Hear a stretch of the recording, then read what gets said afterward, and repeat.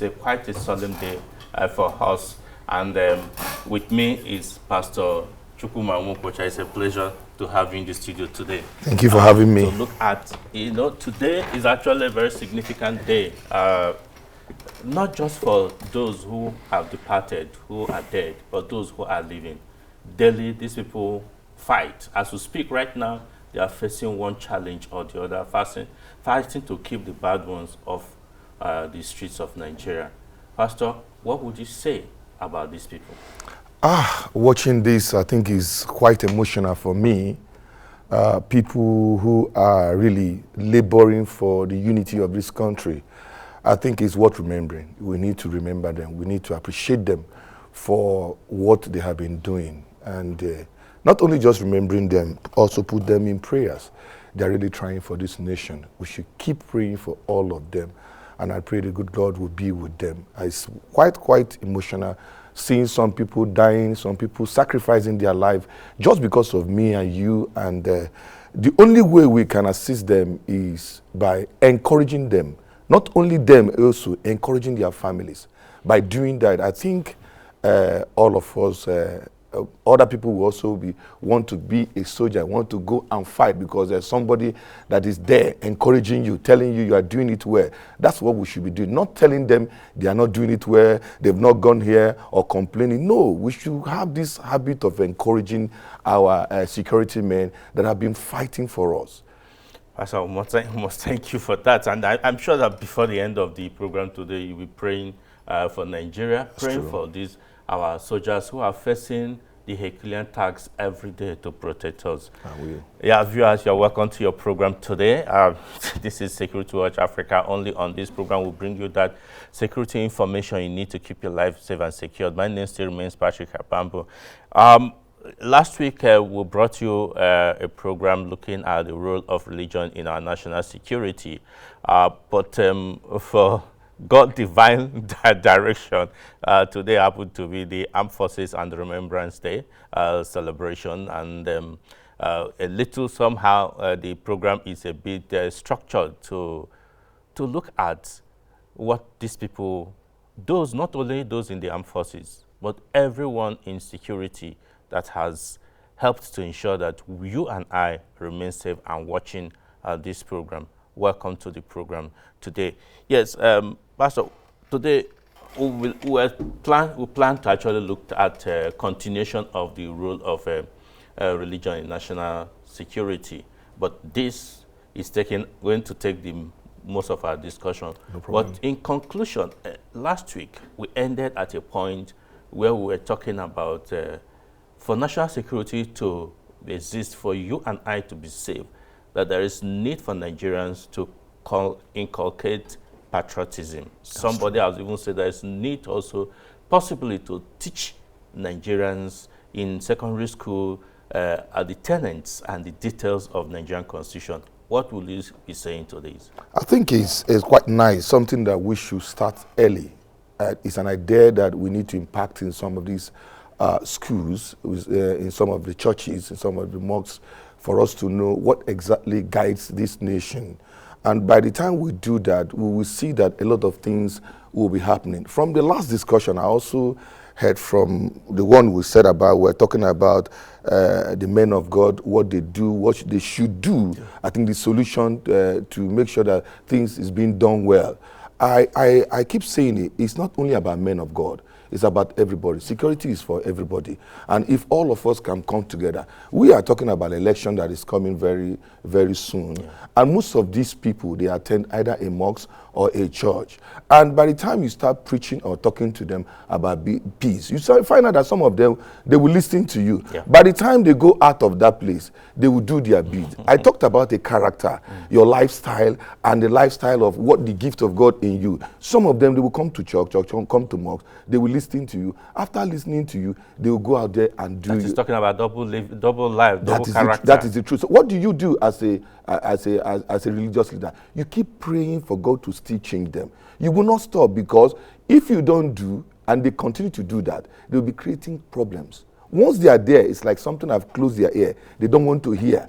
The only thing they want to hear is that the ideas that come to them. They don't put the interest of the nation at heart. That's the first thing they must do. If you realize that the position that God has given to you is for you to bring peace, joy, prosperity, open doors for this nation, and you get there and you forget, you will not say because the person has forgotten, oh, you get angry as a religious leader. No.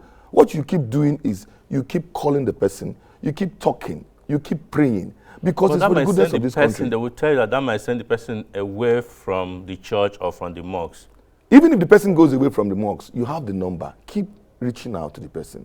The interest is about the nation. That is the thing. Because you understand, he or she does not understand what he's doing at that particular time. Remember, this is a group of people. They have ideas of from different foundation, different foundation, family background coming together to sit as a body, whether in the House of Rep or in the House of Senate. And those things affect them. You keep fighting them every day. Some of them have good intention, but by the time they get there, they change their mindset. They start changing. Okay. But what do you do? The problem is, what do you do as a child of God or as a religious person? What you do, you keep praying for. It is just the prayer that can change it. And I believe that if we consistently doing what we are doing, praying with love, you love them. Don't bother of what they are doing. When you love them, you will find out gradually, there will be a little bit change. From that little, God is increasing it. I believe that if we do that, things will work. Yeah, Pastor, quoting from what you said last week, and which we publish on our online platform, where you said that pastors or religious leaders can ask their members where the source of, if they give tithe, if they pay tithe that is higher than what their income, you should ask them, how is that? Somebody said that, no, that would drive so many people from church of giving the pastor the tithe. No. Not only asking them the source. You should know where they work. As a pastor or as an imam, you should know where they work, where the source of the money comes from. It is your duty, because they will come to you with their complaints. Somebody cannot come to you, you must know. So you are like the shepherd. You must guide them.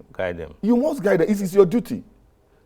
Whether some of them will not want to tell you the truth, some will want to lie to you, but one way or the other, you can't keep lying. One day God will expose it. All right. Okay, Pastor, really, if you are joining us, this is your program, Security Watch Africa, where we give you that information you need to keep your life safe and secure.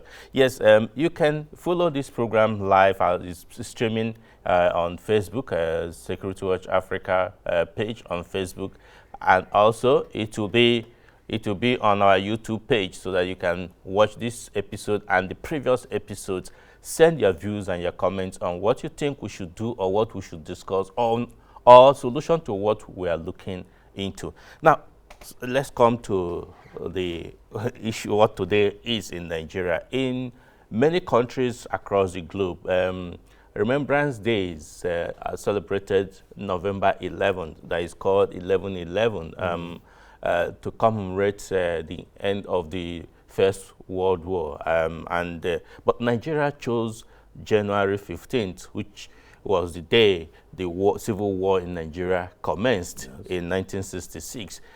Now we are here. A lot of people do not understand. To some people, it's like a jamboree. Some don't even understand what the day means.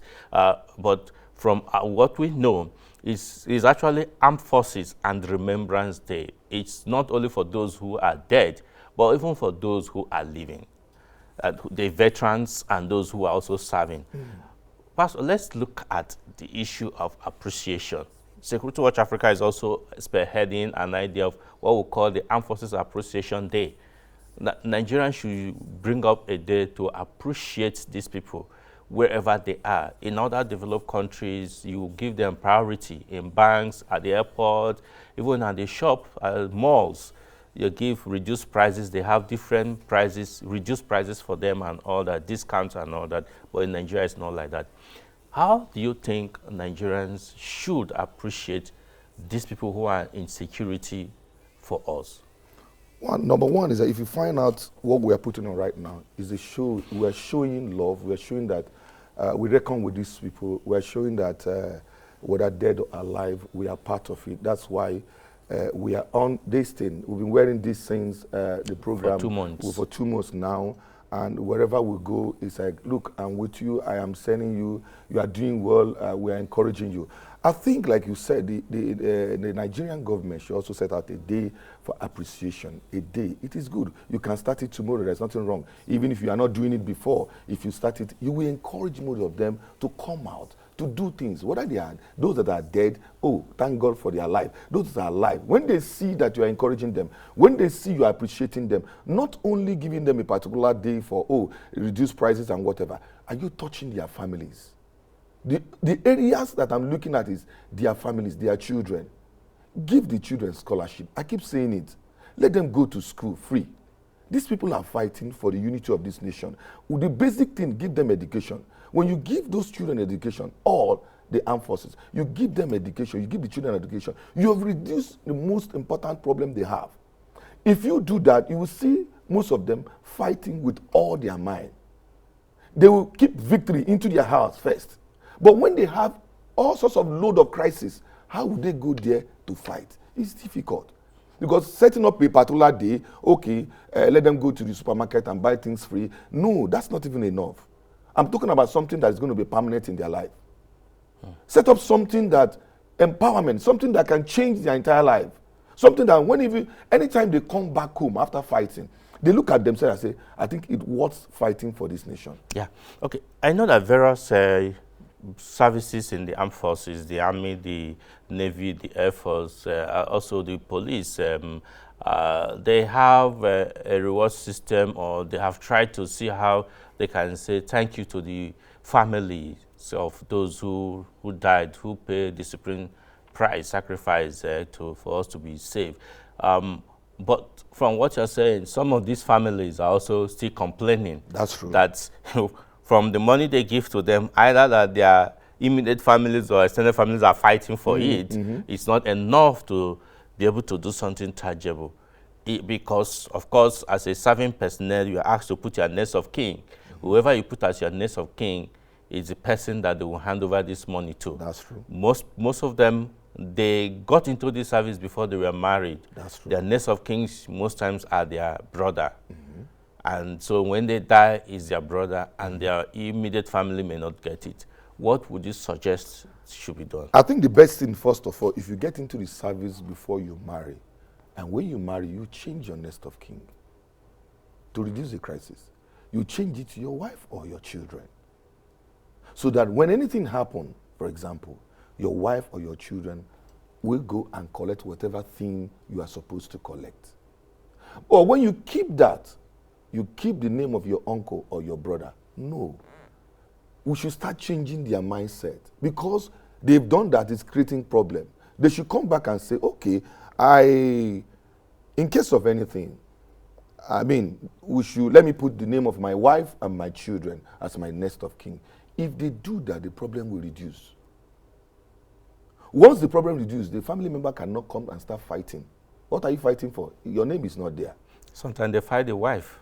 Why are you taking the money of our brother? You see, wherever you are, whether you're serving military or not, this thing we are talking happen everywhere, not only in the military. You have to bring in your family, your wife, make her understand step by step of life. If you drive away your wife away from what you are doing, she will not understand. When the family member come, assuming the only thing you do is to bring in these family members always, you put your family members before your wife, you're making a big mistake. That is your wife. These are your children. That one is your uncle.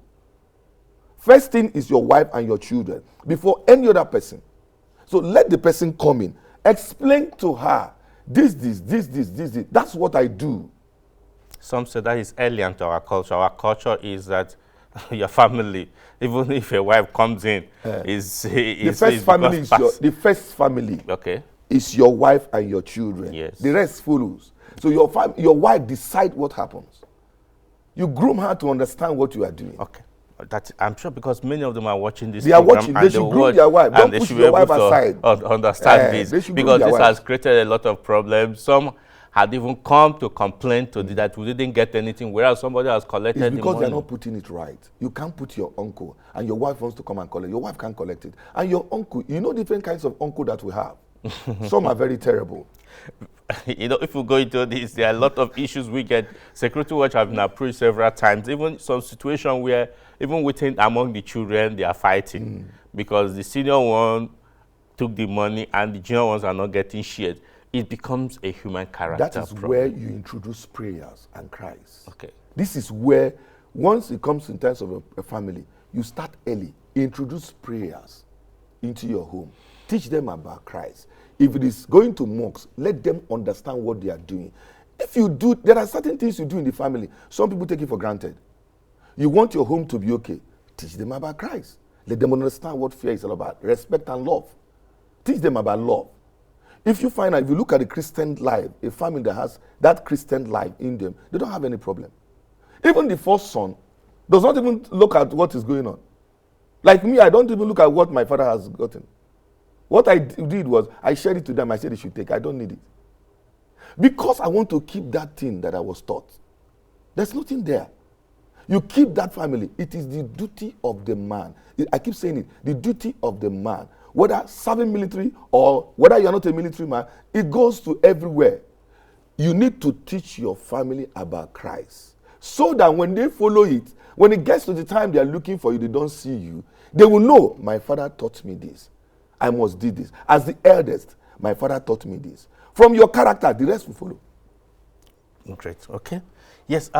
In fact, I'm sure that the viewers are seeing some of the activities of our gallant soldiers and officers in the battlefield have every day. You know, I look at their lives because every day we interact with them. We are with them even in the trenches. Security Watch, as we speak, with them in the trenches in the Northeast and several times. And by the way, the video we showed earlier about on that in our credit, let me give the credit to who is due. It's from the theater commander Operation Hadinkai in Borno State, and also the first commander of Multinational Joint Task Force in N'Djamena Child.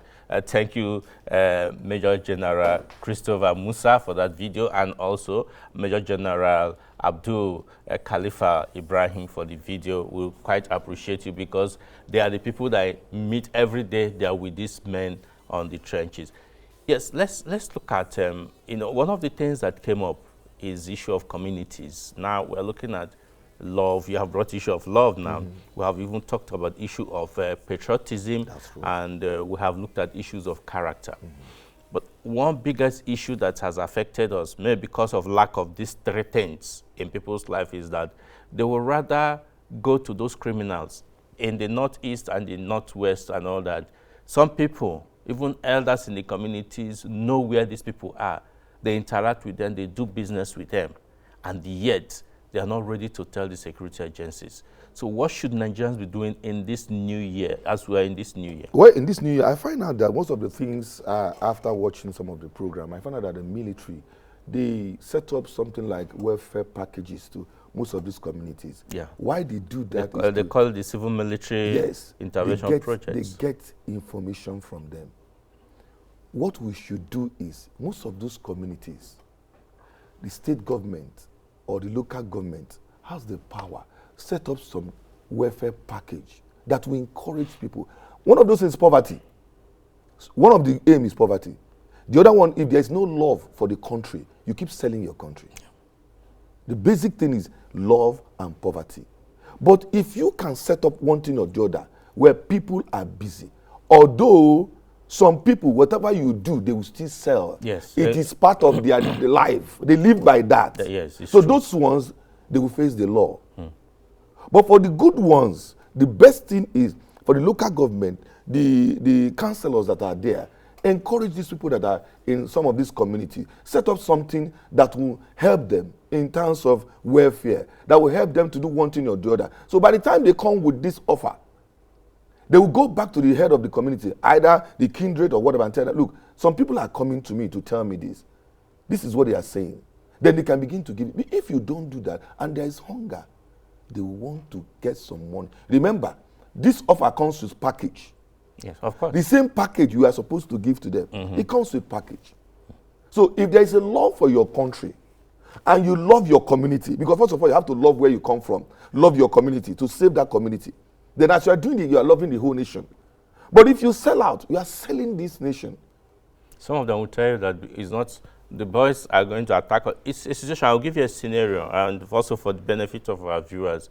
A situation whereby these bandits or the terrorists or the kidnappers, as it were, will come to a community, hire about 50 or 100 motorcycles with the riders to go to carry out operation of kidnapping and abduction from people in the community, and after they have finished the operation, they move into the forest with these people.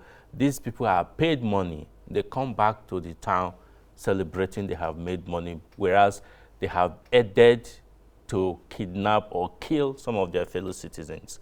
Some of these things are not because of hunger. Some of these things are because it's a quick way to make more money. Yes.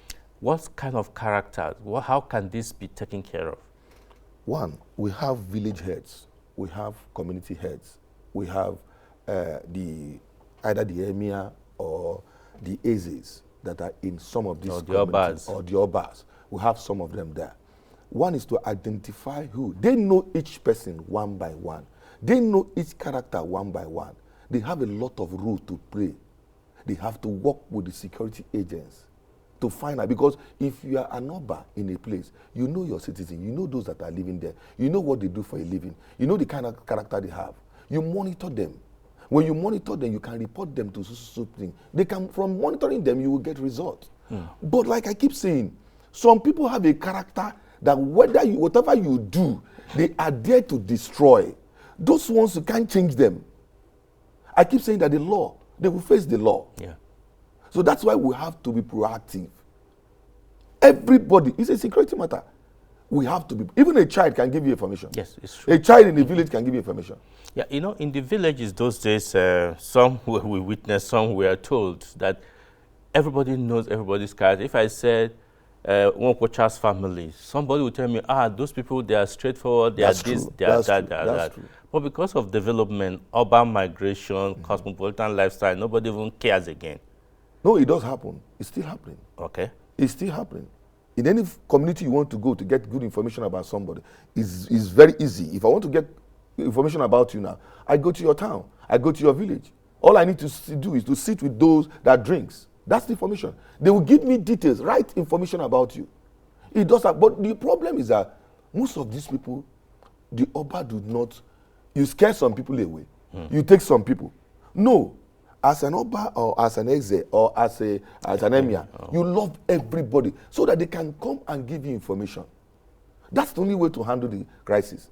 Then if you love one part, you hate the other part, they can't give you information. And you know that these boys, whether we like it or not, this is what they do for a living. They like to betray to eat and to make money, and maybe buy big cars and begin to show up that they have made the money. So we need love. You see, that key word, love, is the most important thing. If you love your people, you love your nation, its crime will reduce. I'm not saying that it's going to be totally wiped out. It will reduce to a minimum level. You know, because looking at this today program, we're dedicating it to the armed forces and the security. One thing that came up during the week, which I want to, incidentally, you are from the Southeast. The statistics I have, which is also available for the public, the police is recruiting currently as we speak all over the Federation. But the Southeast are not joining the police. The figure is so, they're just less than 2% of what they should have contributed. And because of that, the IG has extended more days to plead to them to come out. Why do you think they don't want to join, or what should be done? I think one of these things is that some people don't have good information, communication level. Do you know sometimes we hear that they want to recruit? Suddenly you will hear that that site is not the site. They are not recruiting. Then people are being careful. They want to find out. But when they start recruiting, not everybody gets the information from Southeast. Not everybody. But by the time they get to know, I remember that few of them who want to be part of it. Again, community information system. It's just the thing. I know that in the north, for instance, the emirs and the district heads, they give information who gives information in the Southeast? Nobody. That is the problem. If you don't have information, you don't know anything. It is the information that matters so much. If I don't have information, I don't know that thing is bigger than me. Okay. So we need to push if the IG has increased the Extended the time, what we need is that let's get the information in the southeast. All right, please, before we're getting information, signal to end, please, just in a few seconds, can you pray for Nigeria and pray for the people in the armed forces and the security? All right. Father, we bless your name. We thank you for this nation, Nigeria. I pray for unity. I pray for peace. I pray for the armed forces. I pray that the Lord will keep them, all the armed forces. I pray for police. I pray for every group that have been fighting for the unity of this nation. I also pray because you told me that this year is a year of supernatural victory, that in every aspect, in whatever we are going to do this year, victory will follow this nation. So shall it be. In Jesus' mighty name we have prayed. Amen. Amen. On that note, viewers, we have to sign off from today's program. Join us again next week when we'll bring you another exciting edition of this program. Meanwhile, you can watch the previous edition on our YouTube page, YouTube Security Watch Africa. You get it there and watch. Follow us, join us, subscribe, and you get alert.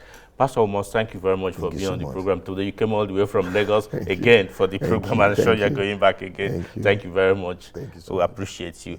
Until we come your again next week, I said thanks for joining us and bye for now. Like they used to before. And I can't sweep you off of your feet. Will your mouth still remember the taste of my love?